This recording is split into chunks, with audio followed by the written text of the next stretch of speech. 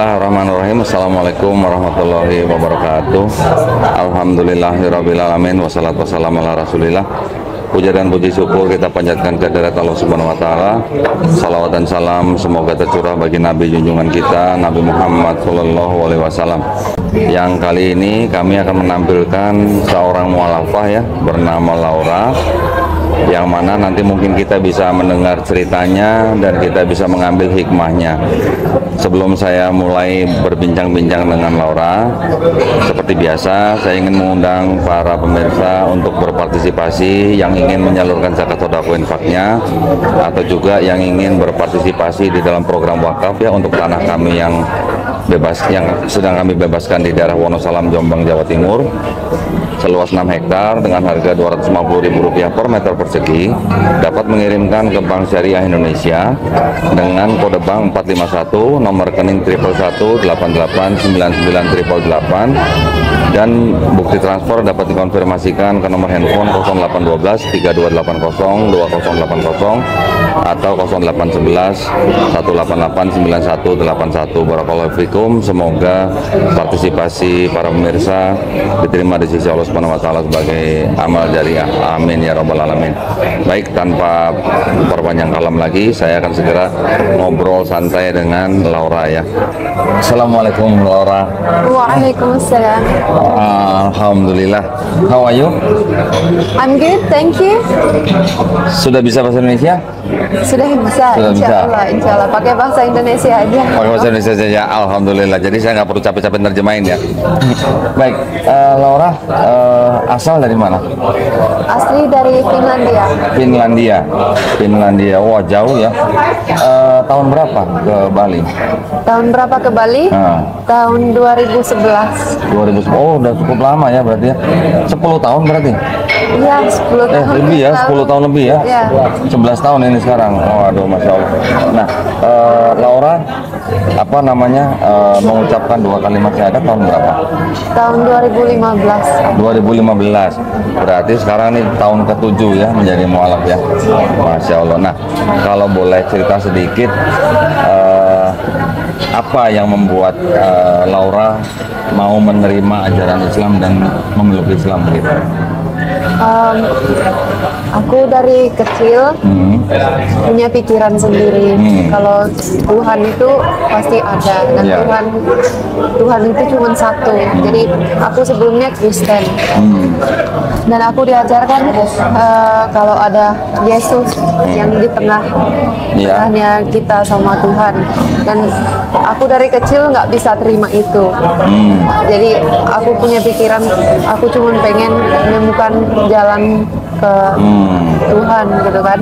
Jadi aku selalu mencari, dari kecil aku mencari sesuatu. Jadi pas sampai ke Indonesia, aku pengen mencari kayak dapat jawaban tentang gimana aku bisa dapat jalan ke Tuhan gitu kan. Aku belajar aku belajar agama Hindu selama sempat belajar bahasa agama Hindu ya? Agama Hindu di Bali selama 2 tahun. Tapi kurang cocok, kurang sesuai dengan pikiran aku sendiri. Jadi akhirnya ketemu Islam, dan ternyata semua yang aku tahu tentang Islam itu sesuai dengan pikiran aku sendiri. Jadinya, dulunya Kristen apa? Kristen Protestan. Oh, okay. Itu siapa? Talia? Ini Talia. Anak ya. Waduh, Masya Allah. Umur berapa Talia? Umur 4 tahun. Sampai lupa nyapa Talia. Assalamualaikum Talia. Hai. Oh, sibuk main handphone. Iya. Sibuk main handphone. Oke, jadi dulu dari siapa Laura belajar Islam? Aku dari teman-teman di Bali ya? Ya, jadi waktu itu setelah tinggal di Bali selama 2 tahun, aku dapat kuliah di Inggris. Dan di Inggris aku punya beberapa teman yang orang Islam. Islam. Ya. Jadi aku mulai tanya sama mereka tentang Islam, dan habis itu aku balik ke Indonesia, aku nanya sama teman-temanku di sini yang orang Islam. Ya, memang di Inggris sekarang Islam tumbuh sangat cepat ya di Inggris ya. Ya oke, mungkin selain imigrasi, tapi juga di sana memang bebas bicara. Kan di Inggris ada yang namanya Hyde Park ya. Iya. Ya, di Hyde Park itu kan ada satu tempat namanya Speaker's Corner. Iya. Betul kan? Iya. Orang banyak bicara di situ kan. Yang Islam, yang Kristen, yang apapun di situ, yang ateis bahkan ya. Nah, saya ada beberapa teman di sana. Oh, bisa. Orang Inggris, tapi yang mungkin mereka kelahiran, ada yang Bangladesh, ada yang India. Pernah main di sana? Belum pernah. Belum dah. Wah, seru itu. Mereka kalau datang setiap hari Minggu, mereka debat di sana, berdebat. Kristen Islam debat, dan itu memang bebas di sana bicaranya. Mungkin kalau di Indonesia belum bisa begitu ya. Nah, terus kemudian setelah Laura menerima Islam, apa yang Laura paling berkesan gitu buat Laura, hal yang paling utama yang di dalam Islam yang Laura bisa terima begitu? Apanya? Apa tauhidnya, atau mungkin syariatnya, atau bagaimana? Hal intinya kayaknya kayak menyadari kalau gimana ya cara menjelaskan, kita atau sederhana, simple begitu, atau bagaimana? Ini humble, kita yang untuk Allah. Aku nggak tahu bahasa Indonesianya. Bahasa Inggris nggak apa-apa, nanti ada terjemahin tuh. Slave. Oh ya, hamba Allah. Yeah. Hamba Allah ya. We are the slaves of Allah.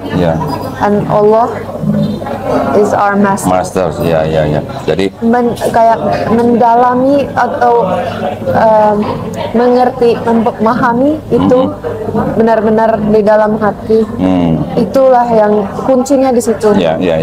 Jadi intinya menurut Laura itu adalah bahwa Laura menerima kondisi bahwa kita manusia ini sebenarnya hanyalah hamba daripada Allah Subhanahu wa taala. Ya.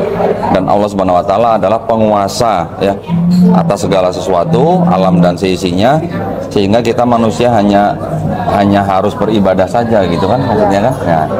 Ya, itu memang sangat sangat basic gitu ya. Itu adalah tujuan daripada manusia diciptakan untuk beribadah kepada Allah Subhanahu wa taala saja gitu ya. Nah, berarti di situ Laura juga menerima bahwa di dalam Islam itu yang paling penting adalah tauhid gitu ya. Tidak mempersekutukan Allah dengan suatu apapun gitu. Jadi kita hanya mengetahui bahwa kita hanya menyembah kepada Allah yang hanya Ahad atau Esa gitu kan. Kalau di dalam Kristen dulu pernah mempelajari Bible-nya atau bagaimana? Enggak begitu banyak. Enggak begitu ya. Oke. Nah, terus setelah Laura menerima Islam, menurut Laura apakah kira-kira syariat yang ada di dalam Islam itu berat atau bagaimana? Misalnya sholat, puasa, zakat dan lain-lain, itu menurut Laura mudah atau susah untuk dilaksanakan? Ada satu hal yang paling susah bagiku, yang memang terasa paling berat, itu adalah berhijab. Oh, berhijab. Oke. Dari semua yang lain-lain, itu yang paling berat bagiku. Paling berat ya, karena mungkin pandangan orang luar atau pandangan keluarga begitu ya, atau pandangan teman-teman gitu. Terus bagaimana ceritanya Laura bisa sampai akhirnya memutuskan untuk berhijab? Itu menarik juga ceritanya. Jadi pada awalnya aku Islam, aku belum tahu kalau berhijab itu apakah itu wajib ataukah itu cuma boleh atau tidak gitu. Ya gitu, kayak itu keputusan ceweknya sendiri. Dan aku masih bingung tentang itu, kayak aku belum dapat informasi yang pas kayak tentang itu gitu kan.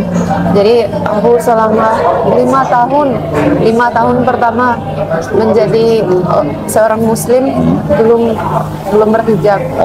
Karena itu masih keraguan aku dan profesiku dan kehidupanku sebelumnya itu juga aku tahu kalau aku mulai berhijab itu bakal harus dirubah semua. Jadi hijab itu bakal berubahkan kehidupanku total. Jadi pada akhirnya sesuatu hari aku lagi dengar podcast tentang surat An-Nur.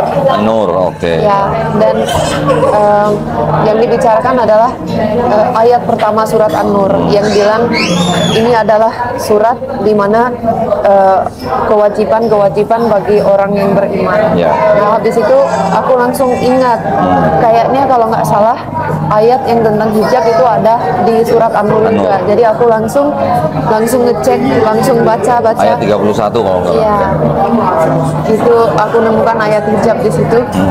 Udah di situ aku langsung tahu kalau ini ada sebuah kewajiban dan memang ini yang Allah mau kita berbuat, dan aku sadar kalau apapun yang Allah suruh kita berbuat itu sudah pasti terbaik buat kita, walaupun di situ mungkin kita belum paham, tapi itu pasti terbaik karena itu dari Allah. Makanya aku langsung Masya Allah, ya Masya Allah.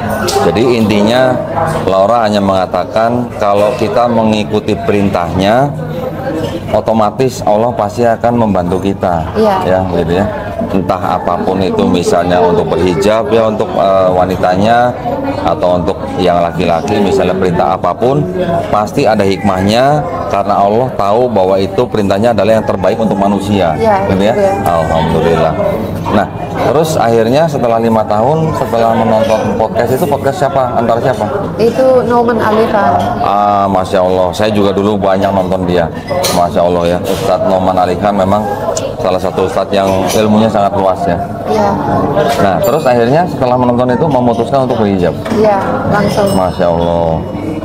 Waduh. Nah, memang di dalam pandangan orang luar ya, memang ya, mereka ada anggapan bahwa wanita muslim yang berhijab itu dianggap seolah-olah seperti apa ya, dalam bahasa Inggris itu oppress gitu ya, seperti oppress gitu. Tetapi sebenarnya tujuan daripada hijab sendiri itu kan sebenarnya untuk apa namanya, memuliakan wanita, betul kan? Contoh mungkin ya, ini sebentar ya, ini mungkin hanya sekedar analogi ya mungkin ya. Kalau kita punya permen candy ya, yang satu ada covernya, yang satu tidak ada covernya, dua-duanya jatuh. Kalau kita ambil dua-duanya, mau kita makan yang mana? Pasti yang ada bungkusnya ya, ya kan? Nah, begitu juga ya di dalam Islam, wanita muslim itu berhijab itu karena mulia ya, bukan karena untuk ditekan atau untuk di apa namanya ya, opres begitulah. Artinya bukan apa namanya, keterbatasan, tetapi itu justru untuk memuliakan wanita itu sendiri ya, betul.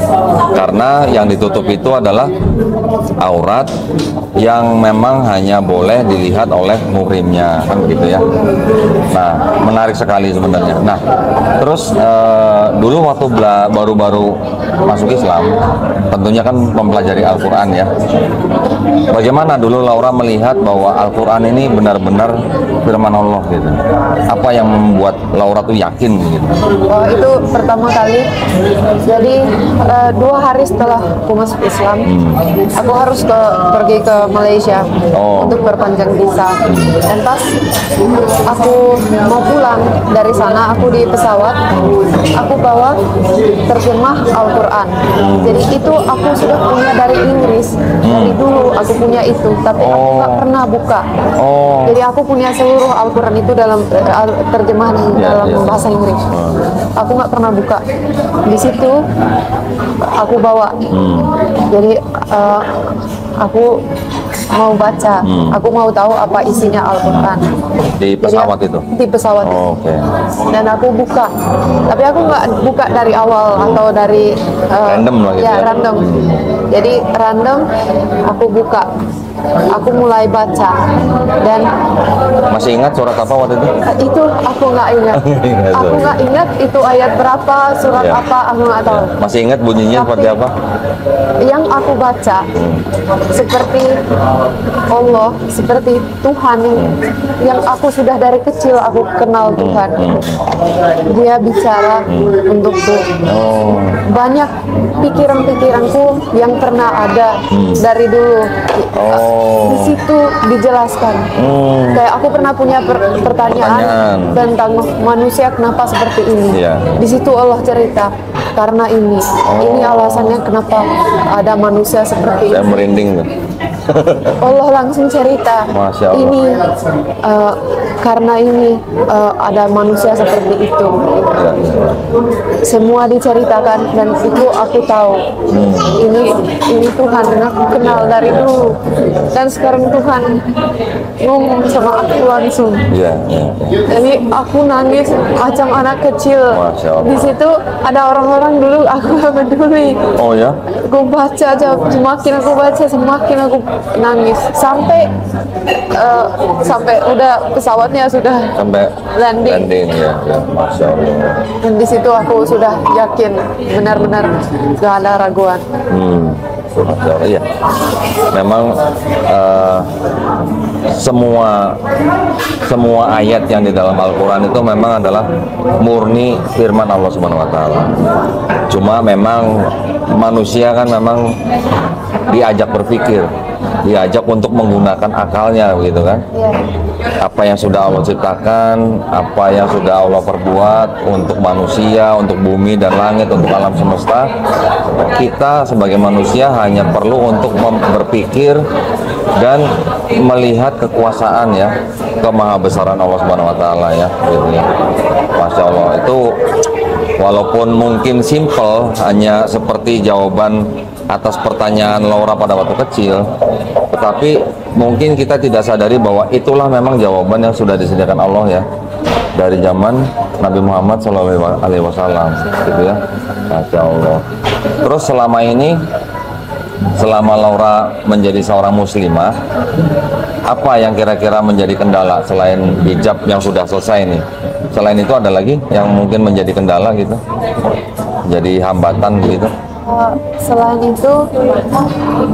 itu nggak ada sih. Nggak ada ya? Cuman yang berat Puasa tidak ada masalah ya? puasa alhamdulillah. Alhamdulillah.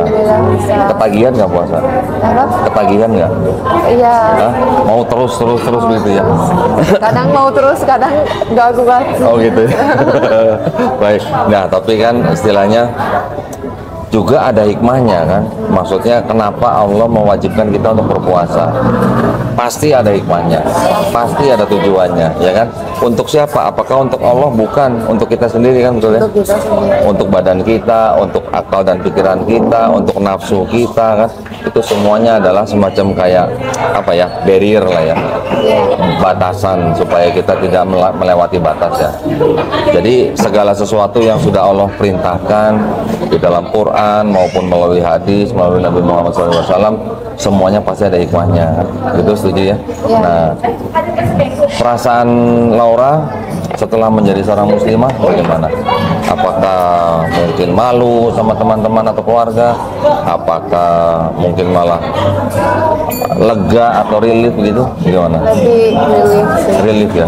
Ya kayak ketenangan, terus merasa bebas, merasa kayak bebas saja dan lebih berani. Jadi sudah nggak takut sama manusia bakal menilai aku kayak gimana. Masya Allah ya. Itulah yang buat aku kayak itu merasa I feel free in that. And hijab juga buat aku merasa lebih bebas, dari semua kayak yang yang diharapkan dari manusia lain gitu. Ya. Masya Allah. Itu utamanya sih, feel free. Masya Allah. Ya, ini kan Ya, ini kita bicara santai ya. Kan Laura kan kalau sesama kayak seperti orang-orang barat begitu, western gitu. Apakah mereka masih melihat hijab itu sebagai sesuatu yang apa ya? Tidak fashionable atau bagaimana? Ya, aku pernah punya satu klien yang aku latih. Aku sekarang kan personal trainer. Aku pernah punya satu klien yang orang Australia, yang bukan orang Islam. Dan dia punya masalah besar dengan hijabku, dan dia ngekritis terus, dan dia lihat aku lebih rendah gara-gara hijabku. Dan apapun yang aku menjelaskan ke dia belum bisa terima. Tidak, dia nggak bisa menerima. Tapi orang Kristen kayaknya nggak terlalu peduli tentang agama sih. Oke. Jadi tapi begitulah, bagiku aku nggak begitu peduli gitu lah. Memang ya di Australia memang agak keras ya kalau dengan muslim ya. Saya juga punya teman perempuan kerja di Australia, sudah berkeluarga di sana. Dia juga harus terpaksa tidak menggunakan hijab di kantornya karena karena tidak diperbolehkan. Ya itu sebenarnya apa ya? Bukan apa namanya? Bukan kebebasan kalau begitu ya. Itu mereka mikir mereka bebas, tapi justru mereka nggak bebas karena wanita punya kebebasan hanya untuk berbuat sesuatu yang baik untuk laki-laki. Dia hanya bebas untuk membukakan auratnya, tapi begitu dia mau tutup auratnya, itu nggak diperbolehkan. Jadi malah nggak bebas. Iya, sebenarnya kan menutup aurat bagi seorang wanita kan itu kan hak asasi juga kan. Itu kan human rights gitu kan. Human rights. Ya, kalau dilarang berarti kan malah diskriminasi dong. Diambil hak. Iya, betul sekali. Nah, Masya Allah. Nah, terus kira-kira apa namanya, dengan orang tua tidak ada masalah? Alhamdulillah, nggak ada masalah. Dan ibuku sering bilang kalau dia nonton video-videoku pakai hijab, dia sering bilang kamu itu cantik sekali. Masya Allah. Dan ya mereka alhamdulillah nggak. Sudah pernah coba suruh ibu coba pakai hijab? Belum coba. Ya, mudah-mudahan dia bisa. Mungkin boleh kirim ke Finlandia satu set hijab untuk ibu, Bu, please try gitu, mungkin siapa tahu ya. Terus suruh foto kirim ke Laura. Nanti Laura puji, wah ibu cantik sekali, mau gimana? Siapa tahu ya hidayah ya. Itu kan bisa dicoba gitu ya.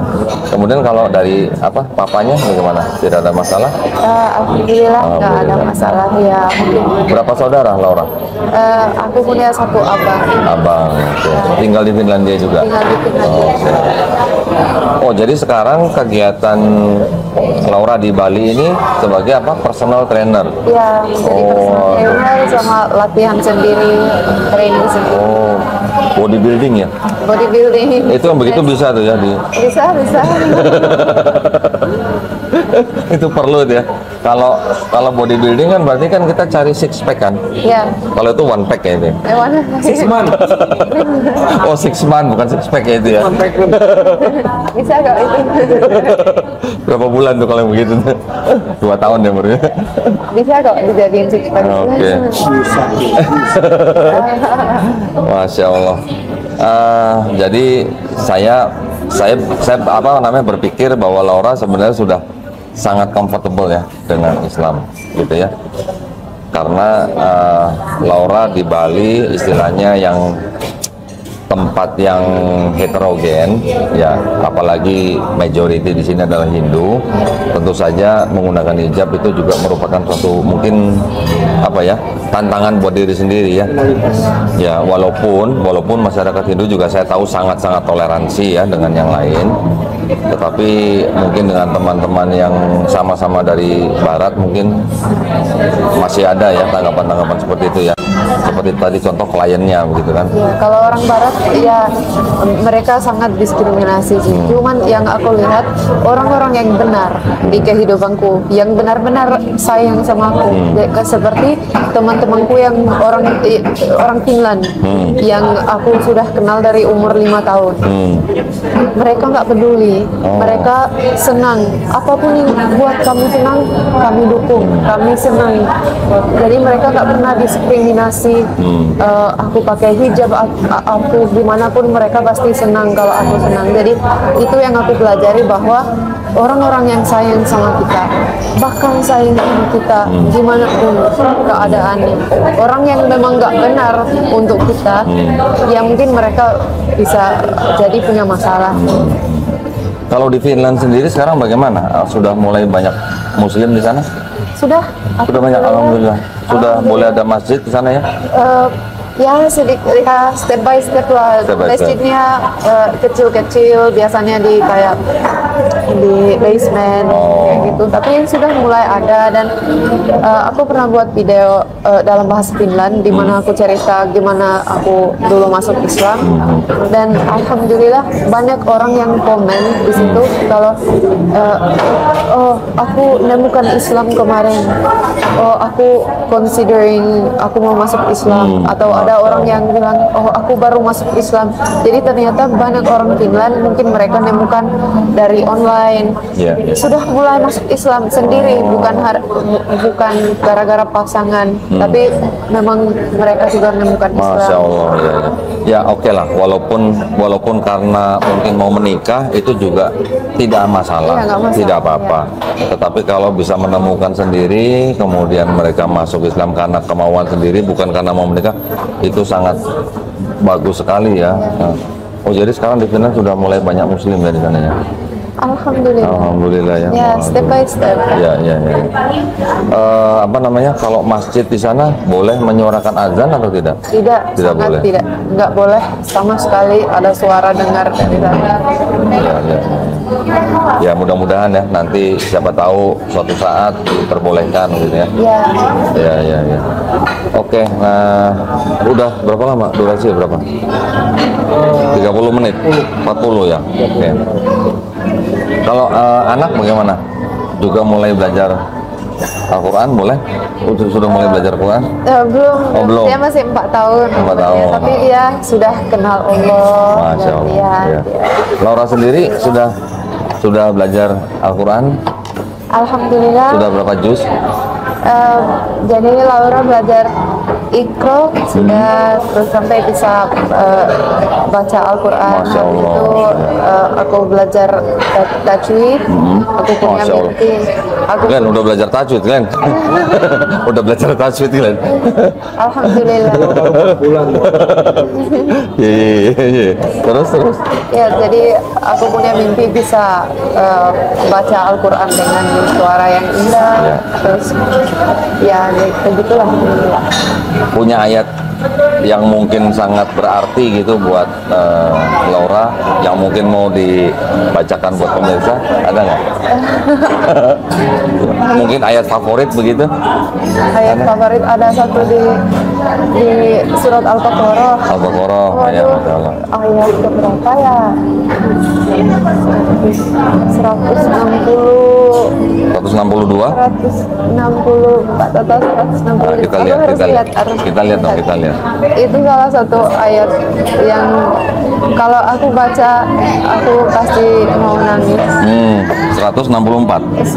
Coba lah, 160 berapa? 162, 163. Ada 164. ketika langit dan bumi, ini dia. Ini dia. Oh. Pergantian malam dan siang, kapal yang berlayar di laut dengan muat. Ini dia ya. Mau dibaca Arabnya atau mau terjemahnya aja? Aku lagi ini Oh, oke. Saya bacakan terjemahnya ya. Sesungguhnya Al-Baqarah ayat 164. Sesungguhnya pada penciptaan langit dan bumi, pergantian malam dan siang, kapal yang berlayar di laut dengan muatan yang bermanfaat bagi manusia, apa yang diturunkan Allah dari langit berupa air, lalu dengan itu dihidupkannya bumi setelah mati atau kering, yang dia tebarkan di dalamnya bermacam-macam binatang, dan perkisaran angin dan awan yang dikendalikan antara langit dan bumi. semua itu sungguh merupakan tanda-tanda kebesaran Allah bagi orang-orang yang mengerti. Kira-kira dari ayat ini apa yang mau Laura sampaikan buat pemirsa?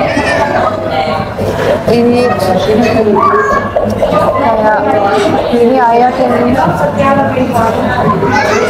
gimana ya, kayak sangat poetik gitu kan, kayak poetik, macam oke. ya macam puisi gitu kan.